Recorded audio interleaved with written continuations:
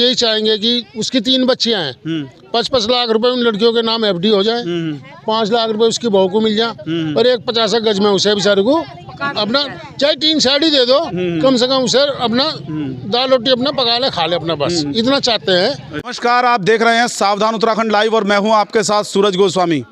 जी हाँ, इस वक्त हम जो है शिवाजी नगर की और 20 बीघा की पुलिया के बीच में मौजूद हैं और कल सोशल मीडिया पे आपने देखा होगा कि शिवाजी नगर पर ये पीछे ढांग जो बनी हुई आपको दिखाई दे रही है, यहाँ पर कार्य चल रहा था और पिछले काफ़ी दिनों से ये कार्य चल रहा था और काफ़ी लोगों की इसमें आपत्ति भी थी, क्योंकि जिस प्रकार से बताया जा रहा है वन विभाग की ये जगह है और यहाँ पर जो कार्य चल रहा था उसमें एक मज़दूर की, जी हाँ, बड़े दुख के साथ आप सभी को बताना पड़ रहा है कि एक मज़दूर की जान जा चुकी है। क्योंकि कल तक जिस प्रकार से हम खबरें देख रहे थे, जिस प्रकार से हमें पता लगा कि मज़दूर दब गया है और वो घायल है, मज़दूर ने अपने दम तोड़ दिए हैं, जिसमें अब उस सबसे बड़ा सवाल पैदा होता है कि आखिरकार जो मज़दूर एक 500 रुपये पर डे कमाता है और अपने परिवार का भरण पोषण करता है, तो किस प्रकार से अब वो अपने परिवार का भरण पोषण करेगा और अब उसकी सहायता आखिरकार कौन करेगा। क्योंकि जिस प्रकार से आप ढांग देख रहे हैं, ढांग गिरी और ऊपर आप ये मकान बना हुआ देख सकते हैं, जिससे इस पर भी 24 घंटे खतरा मंडरा रहा है। अब इसका जवाबदारी आखिर कौन है, क्योंकि जिस प्रकार से हमारे पास पेपर हैं और पेपरों के माध्यम से इसमें बताया जा रहा है कि आपत्ति लोगों ने की भी थी और इनके पास ऐसी कोई परमिशन नहीं थी।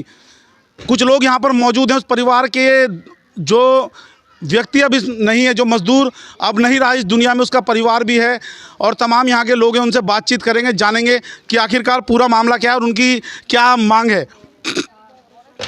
चलिए, एक भाई साहब हमारे साथ मौजूद हैं।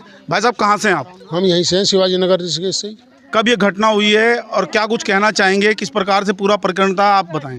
भाई, इसमें कोई 2:30 बजे का टाइम था, लेबर इसमें काम कर रही थी और अचानक से ये पुश्ता पूरा भरभरा के गिर पड़ा, जिसमें वो बेचारा मजदूर दब गया, घायल हो गया। घायल है, उस टाइम उसे बाहर निकाला, आध घंटा पौन घंटा लगा होगा निकालने में। फिर मैं अपनी गाड़ी से उसे एम्स में ले गया। पूरा दब गया था उसमें? पूरा दब गया था वो। अच्छा। 3-4 फीट उसके ऊपर मलबा था। अच्छा।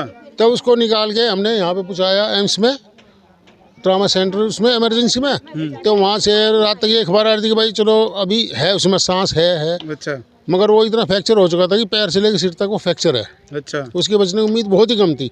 मगर कहाँ का रहने वाला है वो मजदूर? वो मजदूर मेरे ख्याल में एमपी का है ना, एमपी का रहने वाला है। अच्छा।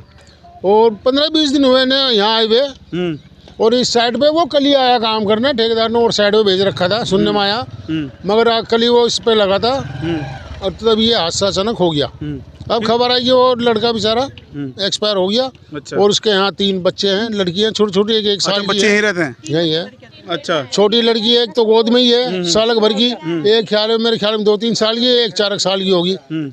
3 बच्चे हैं और उसकी बस घरवाली है। तो अभी परिवार उसका यहाँ है या परिवार तो यहीं पे है। अच्छा, घरवाली उसकी अभी एम्स में गई हुई है। अच्छा, एम्स में गई हुई है। हाँ। तो अब क्या मतलब क्या होना चाहिए, क्या आप लोगों की मांग है या फिर क्या कुछ आप मांग? तो देखो, हम तो अपने समाज के हिसाब से मांग रखेंगे।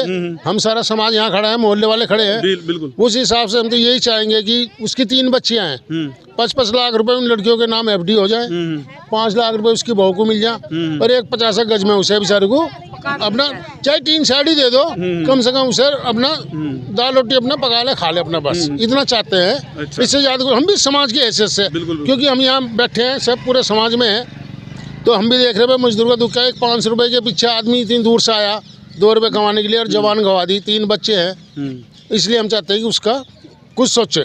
चलिए, मध्य प्रदेश का रहने वाला था जो मजदूर, जो इसमें दबकर अपने प्राणों को आहुति दे चुका है और यकीन मानिए उसकी 3 बच्ची हैं और उन 3 बच्चियों के भविष्य का सवाल है।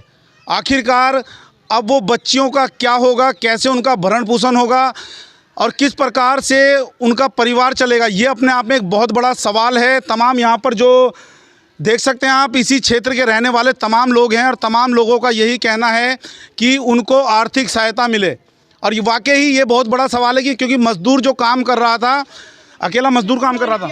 नहीं, वो तो इकला ही था। चलिए, उनकी बीवी इस वक्त यहाँ पर मौजूद है। कहाँ से हो आप? दमोह करैया से। कहाँ एमपी? एमपी के। अच्छा हाँ रहने वाले हैं। मेरा काम आदमी काम करा तो मट्टी में दब गया कल। अच्छा। हाँ कौन थे ठेकेदार इसके? यहीं पे आते ना ठेकर आ गया था फिर बाद में। क्या क्या कुछ बात हुई उनसे बाद में? उन्होंने कुछ बात करी आपसे? ना कुछ ना मेरे से करी है। वो तो लेकर चला गया हॉस्पिटल। अच्छा। हाँ कितने बच्चे हैं आपके? 3 छोरियाँ हैं मेरी। अच्छा लड़की हैं तीनों? हाँ तो कैसे गुजारा होगा अब उनका? अब बे देंगे मेरे ना आदमी देंगे ना मेरे कुछ भी तो देंगे बे।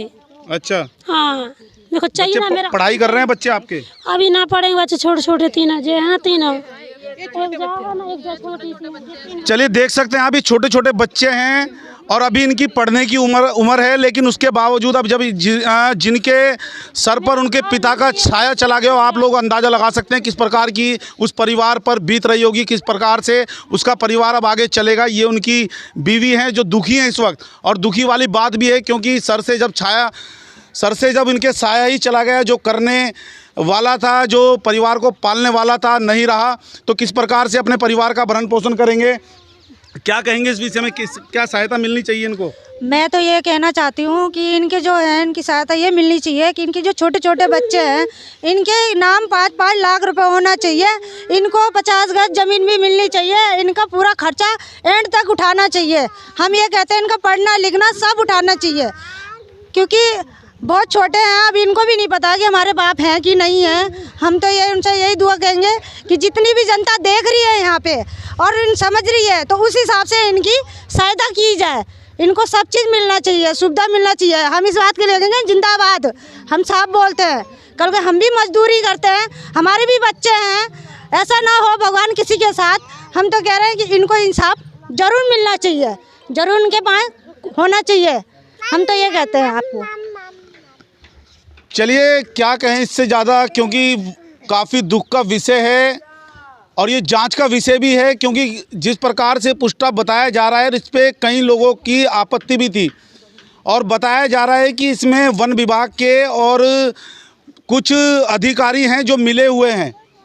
अब कितनी इसमें सच्चाई है, क्या कुछ पूरा प्रतिकरण है, ये जांच का विषय है और जांच के बाद पता लगेगा। फिलहाल जो बात हम कर रहे हैं परिवार को सहायता मिलने वाली बात है और तमाम यहाँ के जितने भी लोग हैं शिवाजी नगर क्षेत्र के ये निवासी हैं, सभी लोगों की एक ही मांग है कि इनके बच्चों को सहारा मिले और इनके बच्चों को वो सुविधाएं मिलें। तब तक के लिए आप लोग बने रहें, आगे की प्रतिक्रिया आपको बताएंगे। नमस्कार, जय हिंद, जय उत्तराखंड।